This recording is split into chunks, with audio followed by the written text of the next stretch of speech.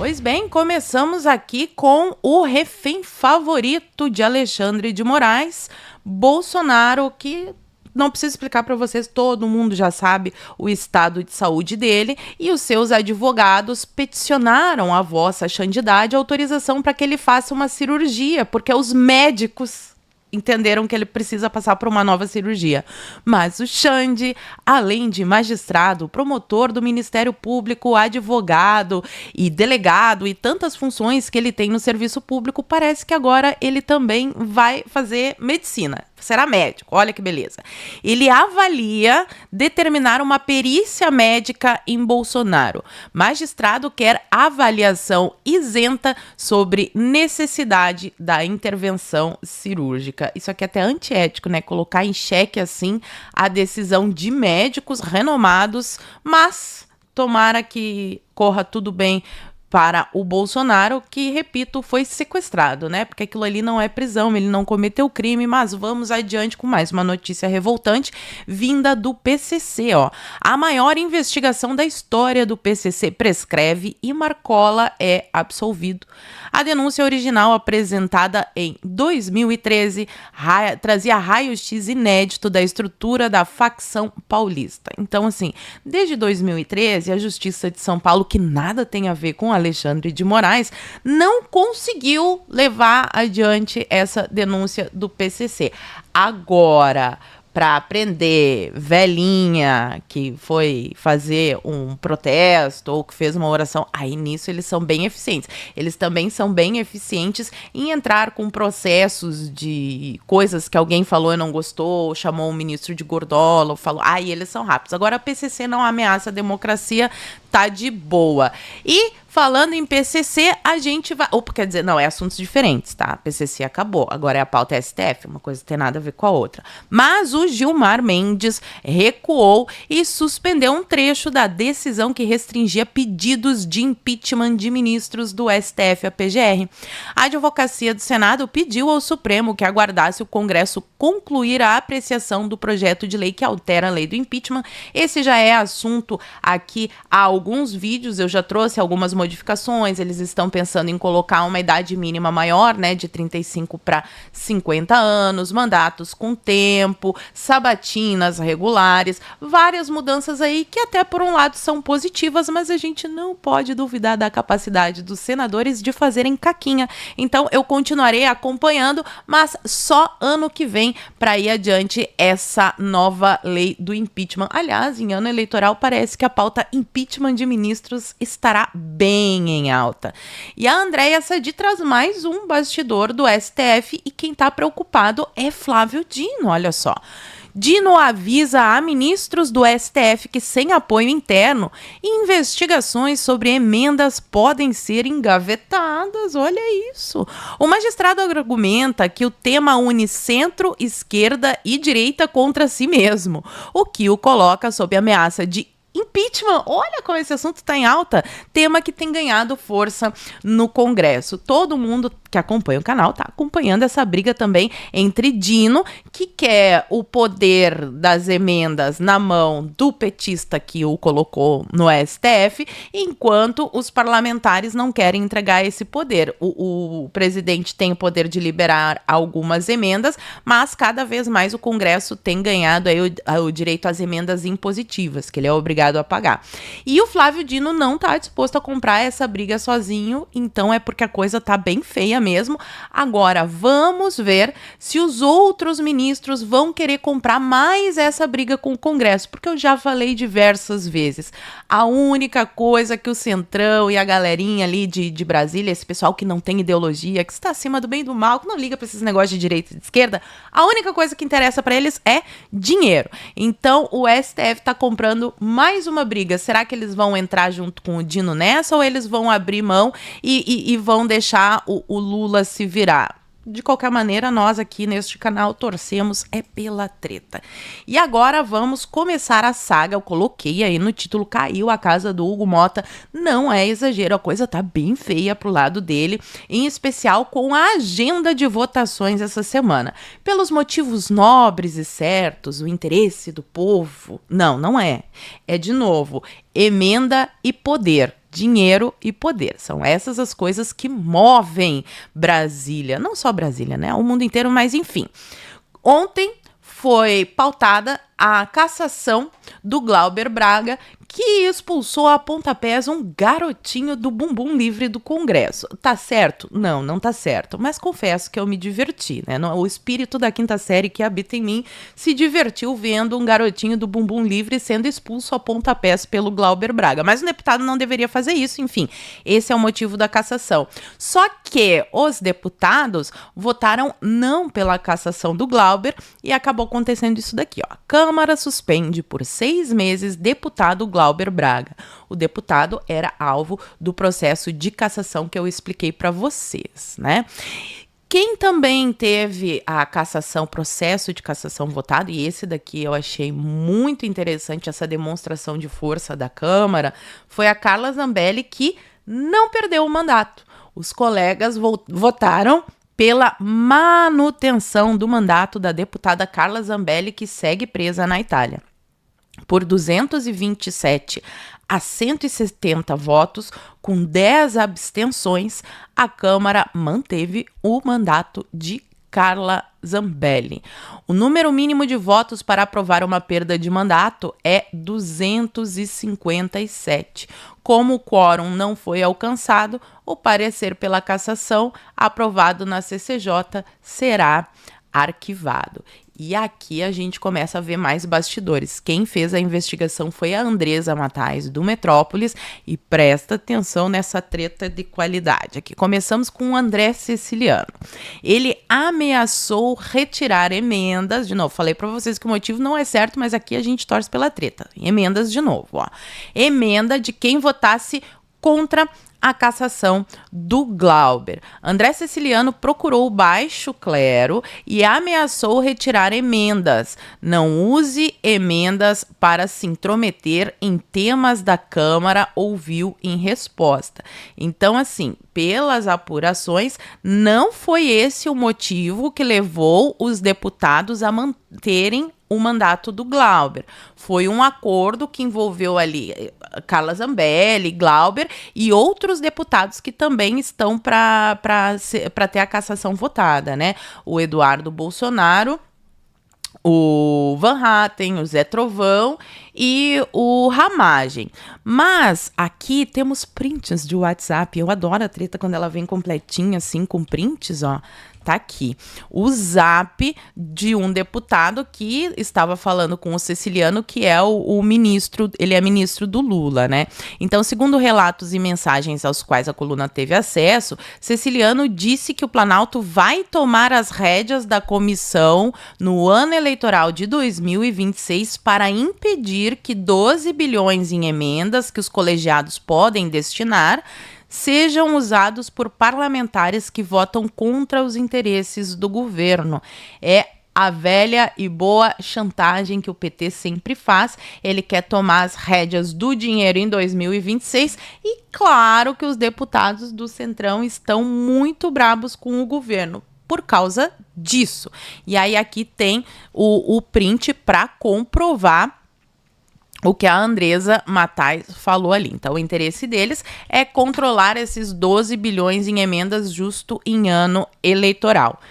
Enquanto o governo segue aí fazendo as suas chantagens, o Hugo Mota, que está indignado com a perda das emendas, resolveu tumultuar. Ele colocou em votação a cassação desses parlamentares e também o PL da dosimetria, que, assim, por mais que a gente não esteja satisfeito com o resultado e tudo o que aconteceu, a esquerda não gostou nem um pouquinho e comprou uma briga feia com o Hugo Mota por causa disso. E aqui os líderes estão dizendo o seguinte: Mota cria ambiente imprevisível com pautas de grande repercussão e pouca articulação, avaliam líderes. Até mesmo integrantes do núcleo duro do presidente da Câmara apontam falhas no episódio de ontem, que é o episódio que eu mostrei para vocês do Glauber ocupando ali a mesa da presidência, a polícia legislativa batendo em deputado, jornalista, o Hugo Motta mandou desligar as imagens da TV Câmara, expulsou a imprensa. Resumindo, ele comprou briga com todo mundo. E isso nunca é bom. A gente tem que escolher as batalhas que a gente vai lutar. Então, os próximos passos que estão se articulando ali entre os deputados são esses aqui, ó. Próximo passo da Câmara será salvar Eduardo Bolsonaro e tirar Hugo Motta. Isso aqui é sério, está sendo realmente conversado e articulado em Brasília. Regimento exige a assinatura dos 7 membros da mesa para declarar a perda de mandato de Eduardo, e o Motta demonstrou que não tem a maioria da casa. Vocês sabem aí que o Eduardo Bolsonaro teve que sair do país, está sendo perseguido, não pode mais exercer o seu mandato por causa dessa perseguição. E para caçá-lo, o Hugo Motta teria que ter a assinatura de todos os membros da mesa, e pelo menos 2 membros já falaram que não irão assinar. O Altineu Cortes, por óbvio, porque é do PL, né? Mas aqui também o Elmar Nascimento, do União Brasil, lá da Bahia. Então, os votos para salvar a deputada Carla Zambelli, que eu falei para vocês, e um deputado que esmurrou o adversário, que foi o Glauber Braga, são demonstrações da insatisfação dos partidos com o Motta. Foragido, Alexandre Ramagem só não escapou da degola ainda, porque a votação do seu caso será na semana que vem.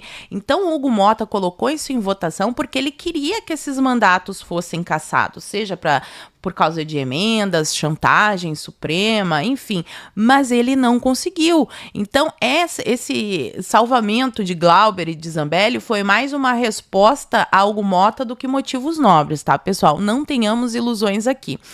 E aí ela explica aqui que os presidentes não costumam colocar essas coisas em votação sem ter certeza de que irão conseguir o seu objetivo, porque isso acaba enfraquecendo. E o Hugo Motta, inclusive, colocou isso em pauta sem avisar muito dos líderes. E aí, meus amigos, ele rompeu com alguns deles, a gente acompanhou isso também na semana passada. Aí aqui a consequência, ó, a consequência imediata das votações de ontem é que, se o governo quiser aprovar qualquer matéria na Câmara, não tem mais com quem negociar. Caberá ao Planalto partir para o varejo e negociar voto a voto com cada um dos deputados e senadores. E o país já experimentou isso na época do mensalão, do petrolão e todas essas coisas, né? E aqui ela traz o detalhamento. Nenhum presidente coloca uma pauta sensível para votar sem saber se tem os votos necessários para aprová-la. Ou Motta foi traído, ou demonstrou um amadorismo que vai lhe custar caro. Já se fala, inclusive, num movimento conjunto entre PT e PL para tirá-lo do posto. Motta rompeu com líderes dos 2 partidos e vamos ver o que vai acontecer aí. Pode ser que ele consiga se manter, mas que a insatisfação está grande. Isso está, meus amigos. E teve também deputado sendo flagrado em conversa, adivinha sobre o quê? Emendas. Em conversa flagrada na Câmara, deputados relacionam votação da dosimetria com atraso nas emendas. Um deles diz o seguinte: isso é para trocar. Sabia que vinha esculhambação, porque o governo está segurando as emendas, porque ele quer a aprovação de pautas do interesse dele, liberação de dinheiro, porque agora vai ser votado o orçamento de 2026, ano eleitoral, tá todo mundo de olho nisso. E como o Centrão não teve os seus interesses atendidos, o PL da dosimetria foi pautado, foi aprovado, a gente não gostou, mas a esquerda gostou menos ainda. Enquanto isso, Lula avalia vetar pontos do PL da dosimetria. Já falei para vocês que agora ele vai para o Senado. Lá no Senado ele vai ter que passar pela CCJ, depois vai para o plenário. E aí, se tudo der certo, ele vai para o presidente. O presidente pode vetar ou sancionar. O que vocês acham que o Lula vai fazer? Provavelmente vai vetar e vai demorar o prazo máximo. Então, essa história de que os reféns do 8 de janeiro passariam as festas de final de ano em casa, infelizmente, não é verdadeira. E vamos agora para eleições 2026. O entorno do Tarcísio segue dando ataques de pelanca, eles continuam inconformados e pedem distância de Bolsonaro e candidatura em fevereiro. A aposta entre interlocutores próximos ao governo, Kassab? Será que é o Kassab que está conversando com a CNN? Não sei. É de que a candidatura de Flávio não irá adiante. E eu fico pensando, a de Tarcísio afastado de Bolsonaro iria adiante? Será? Tarcísio, matéria da UOL, Tarcísio diz a aliados que não pretende entrar agora na campanha de Flávio. Já conversamos sobre isso também. Seria um erro estratégico tirar o governador de São Paulo, que tem a reeleição na mão, para disputar uma candidatura à presidência com todo o turbilhão que vai acontecer em 2026. E sejamos realistas aqui, Lula tem sim, infelizmente, uma grande chance de ser reeleito. E nesse caso, se o Tarcísio sai do governo para disputar, perde para o Lula, a gente fica sem a presidência, a oposição ao PT, né? Vamos colocar todo mundo, a oposição ao PT, centrão e direita. Fica sem a presidência e sem o governo de São Paulo. E aí? Complicado, né? E seria muito importante ele entrar nessa articulação, visto que ele é do Republicanos, que casualmente é o mesmo partido do Hugo Mota. Então o Tarcísio poderia dar uma ajudinha maior.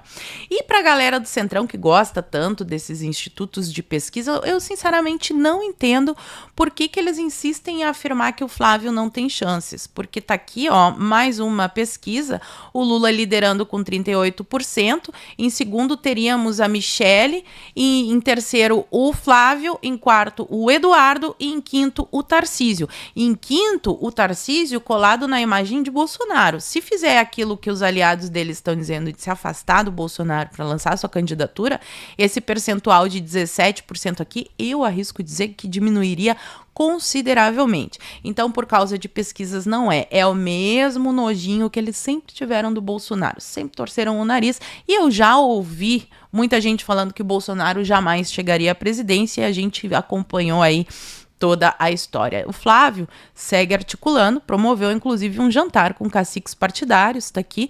Em jantar, Centrão pressiona Flávio e diz que Tarcísio é o melhor nome. Senador Flávio Bolsonaro recebeu caciques do PP e do União Brasil, ou seja, Ciro Nogueira e o Rueda, para jantar e pedir apoio à sua pré-candidatura ao Planalto em 2026. E o que ele ouviu desses caciques? Ele ouviu que é um candidato muito pesado para campanhas do Norte e do Nordeste. Aí eu faço mais uma vez a pergunta: por que não se pode fazer uma composição com Flávio? Porque o Bolsonaro é que tem mais votos, então o cabeça de chapa é quem tem mais votos. É mais fácil transferir os votos do Bolsonaro pai para o Flávio Bolsonaro do que para o Tarcísio. Qualquer pessoa vai entender essa lógica.